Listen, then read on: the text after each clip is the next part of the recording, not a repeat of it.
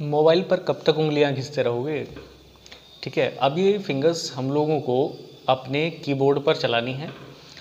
RRB NTPC ने अपना सारा काम कर दिया है और हम लोगों के लिए बचे हैं तो सिर्फ डाउट्स।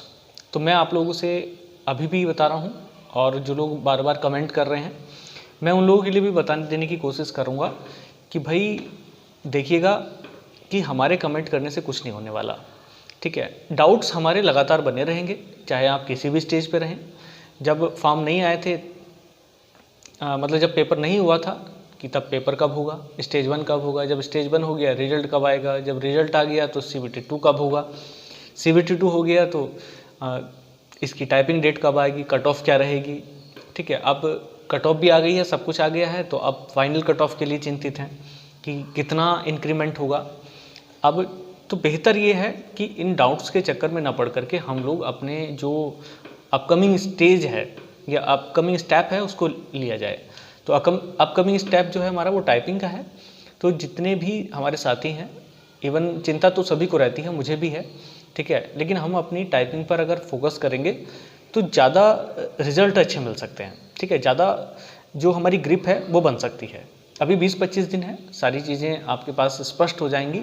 वैसे तो आपको पहले ही पता चल जाएगा कि हमारा क्या होना है, क्योंकि उस तारीख तक पहुंचते पहुंचते आपकी स्पीड क्या है, एक्यूरेसी क्या है, आपको खुद ही समझ में आ जाएगा। लेकिन जो लोग इस बात से चिंतित हैं कि फाइनल कट ऑफ कितनी बढ़ेगी, ठीक है, जो अभी टाइपिंग वाली है वो कितनी इंक्रीज होगी और जो नॉन टाइपिंग पोस्ट हैं उनकी कितनी कट ऑफ रहेगी, ये सब बातें काफ़ी कंफ्यूज कर रही हैं, परेशान कर रही हैं। तो पहले तो मैं आपको बता दूं कि मेरा एनटीपीसी का फर्स्ट अनुभव है। पिछला कुछ भी अनुभव मेरे पास टाइपिंग का एनटीपीसी के रिगार्डिंग नहीं रहा है, तो कट ऑफ लगाना तो बड़ा मुश्किल काम होगा। ठीक है, इसलिए मैंने स्टेज 1 की या CBT 2 की भी किसी भी प्रकार की कट ऑफ आप लोगों के समक्ष नहीं रखी है। लेकिन अभी जो लोग हैं जो काफ़ी एक्साइटेड हैं ये जानने के लिए कि कितना लगभग इंक्रीमेंट हो सकता है, तो मैं उनके लिए एक छोटा सा जो है वो कैलकुलेट करके आपके सामने रख रहा हूँ। ये कैलकुलेशन मैं आप लोगों के सामने नहीं कर रहा हूँ, बस सिर्फ आपका मोटा मोटा अंदाज़ा अपना बता रहा हूँ। तो मुझे नहीं लगता कि किसी भी स्टैंडर्ड से ये जो इंक्रीमेंट है 2 या 3 नंबर से ज़्यादा का होगा। ठीक है, तो अभी जितना भी चल रहा है UR कैटेगरी के हिसाब से मैं बता रहा हूँ, तो आप देखिएगा कि 85 से नीचे नीचे ही काम हो जाना चाहिए। और 85 का जो स्कोर है ये बिल्कुल एक्यूरेट स्कोर मुझे लग रहा है। यहाँ पर टाइपिंग वाले भी और नॉन टाइपिंग वाले भी 2-4 नंबर का इधर उधर रहने वाला है, बाकी कुछ डिफरेंस नहीं है। ऐसे नहीं है कि 90 से ऊपर चला जाए या ऐसा कुछ हो जाए, मुझे नहीं लगता इस बात का। ठीक है, जो कट ऑफ इंक्रीज होनी थी वो लगभग हो गई है। और इसके अलावा अभी जो हमारा सारा फोकस होना चाहिए वो सिर्फ और सिर्फ टाइपिंग पर होना चाहिए। टाइपिंग को कैसे इंक्रीज करें, कैसे क्या स्टेप होने चाहिए अभी या आफ्टर इस टाइम के दौरान या फिर एग्जामिनेशन हॉल में, उसके लिए मैं पहले भी वीडियो बना चुका हूँ। मेरे पास जो चीज़ है मैं वो आप लोगों को बिल्कुल उपलब्ध कराने की कोशिश करूँगा।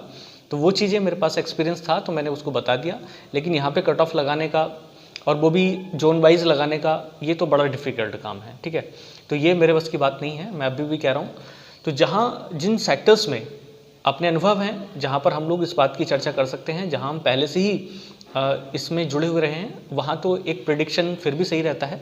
लेकिन यहाँ पर आकर के प्रेडिक्शन करना बिल्कुल सही नहीं है। ठीक है, तो मेरे सभी साथी जितने भी हैं, जिस भी जोन के हैं, वो फिलहाल अभी टाइपिंग पर फोकस करें। और टाइपिंग एक ऐसा रोल प्ले करने वाली है जो शायद अभी तक नहीं देखा गया होगा। कारण ये है कि एक तो ये इस प्रकार की व्यवस्था है कि इसमें टाइपिंग अचानक से करा रहे हैं। आप समझ सकते हैं कि उतना टाइप नहीं मिल रहा है टाइपिंग करने के लिए जितना एक्चुअल में मिलना चाहिए। अगर हम नॉर्मल टाइपिंग भी करते हैं तो कम से कम हमें 2 से 3 महीने लगते हैं अपना उसको ग्रिप करने के लिए। ठीक है, और यहाँ तो फिर भी आप स्पेशल टाइप की वो देख सकते हैं, और उसके लिए भी 20 दिन। तो 20 दिन में तो व्यक्ति की फिंगर ही सेट नहीं हो पाती प्रॉपर तरीके से कि क्या करना है। ऊपर से भी इसमें भी अगर हिंदी और इंग्लिश में हम लोग चूज़ करें, कोई अगर ऐसा व्यक्ति है जिसको भी समझ नहीं है तो उसके लिए मैं बता सकता हूँ कि आप इंग्लिश को ही प्रेफर करें और जितना प्रैक्टिस हो सकता है उतना प्रैक्टिस करें। ठीक है, एक चीज़ और कि जब हम विदाउट बैक स्पेस करते हैं तो हमारी स्पीड ऑटोमेटिकली ज़्यादा आती है नॉर्मल टाइपिंग की अपेक्षा। ठीक है, क्योंकि इसमें हम बार बार किसी वर्ड को एडिट नहीं करते हैं, सीधे जो छप गया तो छप गया, वरना हमारी स्पीड इसी में थोड़ी सी कम हो जाती है कि हम आगे गए और फिर वापस आए, फिर उसको एडिट करके हमने लिखा। तो इस प्रकार की बहुत सारी प्रॉब्लम्स हैं जो हमारी टाइपिंग स्किल को प्रभावित कर सकती हैं। तो हमें अभी फ़िलहाल उन चीज़ों पर डिस्कशन करना चाहिए और उम्मीद करनी चाहिए ये कि हम लोग उसमें एक जगह बना सकें। ठीक है, इतना अगर आप समझ सकते हैं कि इतना ईजी नहीं है तो उतना मुश्किल भी नहीं है। दोनों ही तरफ आपकी जो है इक्वल बैलेंस एफर्ट्स होने चाहिए कि आप कवर कर पा सकें। तो अभी भी ऐसे लोग, देखो चिंता तो रहेगी, मैं भी कह रहा हूँ कि जिनके भी पॉइंट से ऊपर हैं या फिर कट ऑफ से थोड़े बहुत ऊपर हैं, उन लोगों के लिए वास्तव में चिंता है, लेकिन उलटफेर बिल्कुल देखने को मिल सकते हैं। मैं भी कह रहा हूँ टाइपिंग एक वाइटल रोल प्ले कर सकता है, और अगर इसने वाइटल रोल प्ले कर दिया तो हो सकता है कि जिस पर ये कट ऑफ अभी लगी है उतने पर ही कट ऑफ बनी रह जाए। ठीक है, तो अगर ऐसा हुआ तो बहुत स्पेशलिटी होगी और बहुत सारे लोगों को फ़ायदा मिलेगा। ठीक है, जो लेवल 5 में स्पेशली क्वालिफाई किए हैं, क्योंकि मैं इलाहाबाद जोन से हूँ तो इसलिए मैं इलाहाबाद जोन की बात कर रहा हूँ। अगर हम देखें 5729 लोग क्वालिफाई कराए हैं, लगभग 2500 तो लेवल 5 में ही है और 5500 के समथिंग लेवल 6 में है, तो लगभग दुगना रेशियो है, आप समझ सकते हैं। तो एक सीट पर लगभग 2 बच्चे का बैलेंस चल रहा है, और सबसे ज़्यादा बच्चे वहाँ होते हैं जहाँ पर आपकी कट ऑफ होती है, यानी कि 82 से 83 के आसपास यहाँ पर सबसे ज़्यादा बच्चे मूव कर रहे होंगे, और वो मतलब वहाँ पर सबसे ज़्यादा वेरिएशन होगा। ठीक है, तो कुल मिलाकर के मैं यही कहना चाहूँगा कि जो टारगेट होना चाहिए वो ये होना चाहिए एट अ टाइम कि हम अपनी टाइपिंग को किसी भी तरीके से क्वालिफाई कर लें। ठीक है, तो यहाँ पर आपको बहुत सारा बेनिफिट देखने को मिल जाएगा, और किसी भी प्रकार की निराशा या इस प्रकार की नाउम्मीद आप लोगों के साथ नहीं होनी चाहिए। सभी लोग चल रहे हैं और आगे भी चलते रहेंगे। सिटी इंटीमेशन का जो प्रोग्राम है वो सब अभी 10 दिन पहले ही ये लोग ओपन करते हैं, तो क्योंकि 12 अगस्त से टाइपिंग शुरू होगी तो लगभग 2 अगस्त के आसपास ये सारी चीज़ें होंगी। तब तक आप सभी लोग अपनी टाइपिंग को जिस तरीके से भी करना चाहें वैसे करिएगा, और कोशिश करिएगा कि आप इंस्टीट्यूट ज्वाइन करें। अगर जो लोग नए हैं वो इंस्टीट्यूट को ज्वाइन कर लें। घर पे रह करके उतनी प्रोडक्टिविटी नहीं आ सकती। ठीक, या अगर इंस्टीट्यूट भी नहीं ज्वाइन कर रहे हैं तो किसी ऐसे व्यक्ति के सुपरविज़न में आप लोग काम करें जो पहले से एक्सपर्ट है।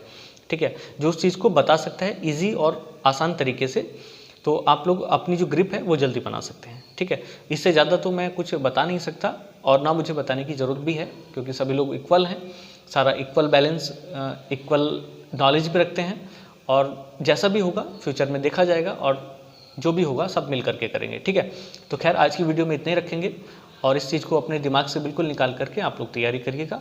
जय हिंद।